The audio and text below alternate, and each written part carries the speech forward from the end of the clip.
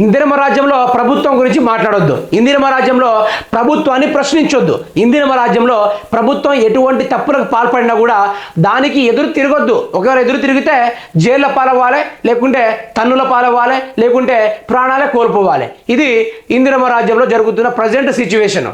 గరీబీ హఠావో అని గరీబ్ హఠావో స్కీమ్ కింద పేద ప్రజలకు భూములు ఇచ్చిన భూములను పూర్తి స్థాయిలో లాక్కోవడానికి ప్రయత్నం చేస్తున్నాడు రేవంత్ రెడ్డి.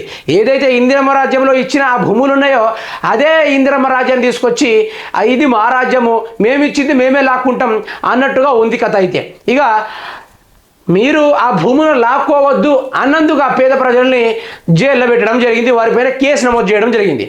మరి గిదా ఇందిరమ్మ రాజ్యం అంటే, గిదా ప్రజాపాలన అంటే, గిదా రేవంత్ రెడ్డి తీసుకొచ్చిన మార్పు అంటే? మరి వాళ్ళు ఎవరో కాదు, రేవంత్ రెడ్డిని గెలిపించిన అభిమానులే. మళ్ళీ అభిమానులే లాకప్లో వేసి పడేసిళ్ళు. మరి ఆ ముచ్చట్ని చూద్దాం. సీఎం వస్తుండని అరెస్ట్ చేసిర్రు.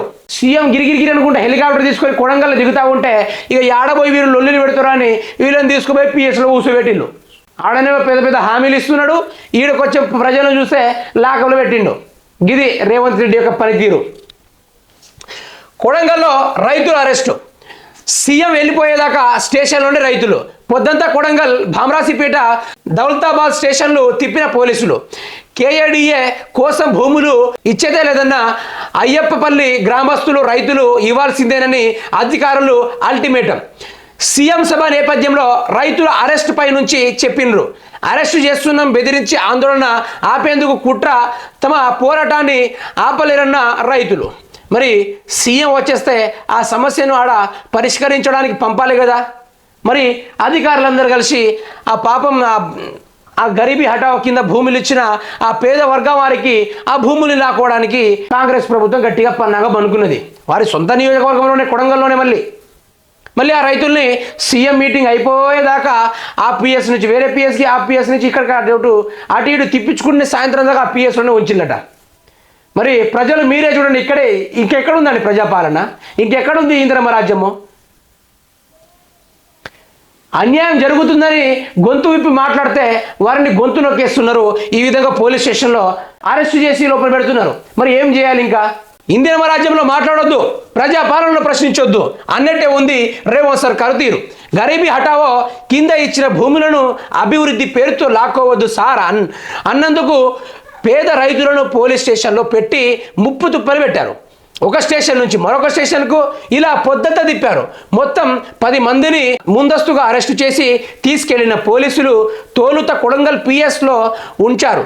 తర్వాత అక్కడి నుంచి బోమ్రాస్పేట పోలీస్ స్టేషన్కు తరలించారు. ఆ తర్వాత అక్కడి నుంచి దౌలతాబాద్ తరలించారు.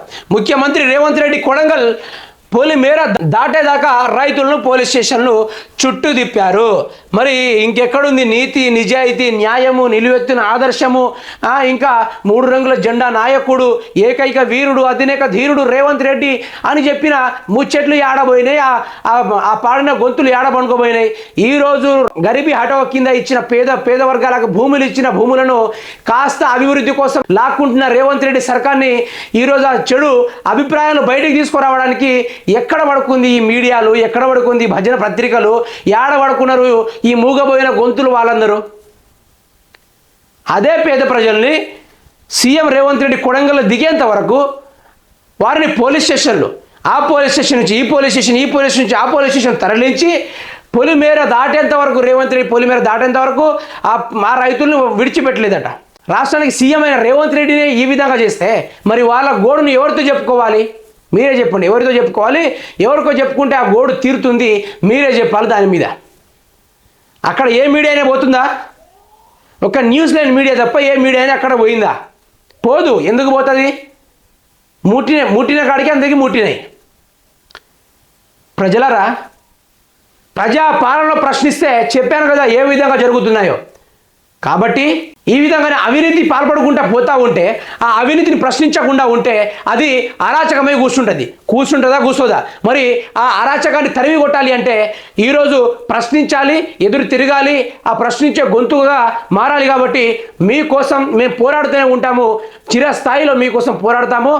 ఈ కొడంగల్ నిన్న జరిగిన సభలో మాత్రం రేవంత్ రెడ్డి వీరి సమస్యలు పట్టించుకోకుండా ఏదో మహిళ చేతుల్లో నక్లెస్లు ఇస్తాం, మహిళ చేతుల్లో ఖజానా పెడతాం, మగోడి చేతుల్లో పెడితే వైన్స్లో పెట్టి మొత్తం ఆగం చేస్తున్నారని చెప్పిన రేవంత్ రెడ్డి ఈరోజు రైతుల బతుకుల్ని పోలీస్ స్టేషన్లో పాలు చేసింది నువ్వు. ఈరోజు ఏ ప్రజలకు న్యాయం చేసినట్టు రేవంత్ రెడ్డి మీరే చెప్పాలి. ఈరోజు తెలంగాణ ప్రజలందరూ తెలుసుకోవాలి, కాంగ్రెస్ పార్టీకి ఓటేసిన వాళ్ళకే సుక్కలు చూపెడుతున్నాడు రేవంత్ రెడ్డి. కాంగ్రెస్ పార్టీ అభిమానించి అధికారంలోకి ఎక్కించిన ప్రజల్నే ఈరోజు నానా రకాలుగా చిత్రహింసలు పెడుతున్నాడు రేవంత్ రెడ్డి. గరీబీ హఠావో కింద భూములను లాక్కొని ఆ రైతుల్ని ముప్పు తిప్పలు పెట్టిస్తున్నాడు రేవంత్ రెడ్డి. ఒక సీఎం హోదాలో ఉండి కూడా ప్రజల సమస్యలు తెలుసుకోవాల్సింది పోయి అదే పేద ప్రజలని పూర్తి స్థాయిలో స్టేషన్లోనే నిమగ్నమయ్యేలా ఆ పోలీసులకు ఆదేశాలు జారీ చేసిండు రేవంత్ రెడ్డి. మళ్ళీ ఆ హెలికాప్టర్ నుంచి ఎగిరిపోయేంత వరకు వాళ్ళని విడిచిపెట్టద్దు అనే గట్టిగా కౌంటర్ ఇచ్చిపోయిండు. గిదా మీరు చేయాల్సిన డెవలప్మెంట్. 5,000 కోట్ల రూపాయలు తీసుకొచ్చింది దీనికోసమా? రేవంత్ రెడ్డి గారు, మిమ్మల్ని ప్రశ్నించేవారు లేక ప్రజలపైన నానా రకాల అన్యాయాలు చేస్తున్నారు. మరి చూద్దాం మీ యొక్క ఆగడాలు ఏడదాకా పోతుందో. మిమ్మల్ని ఇక ప్రజలు దింపక తప్పదు, బై ఎలక్షన్ పెట్టక తప్పదు ఇటువంటి అరాచకాలు చేస్తే మాత్రము.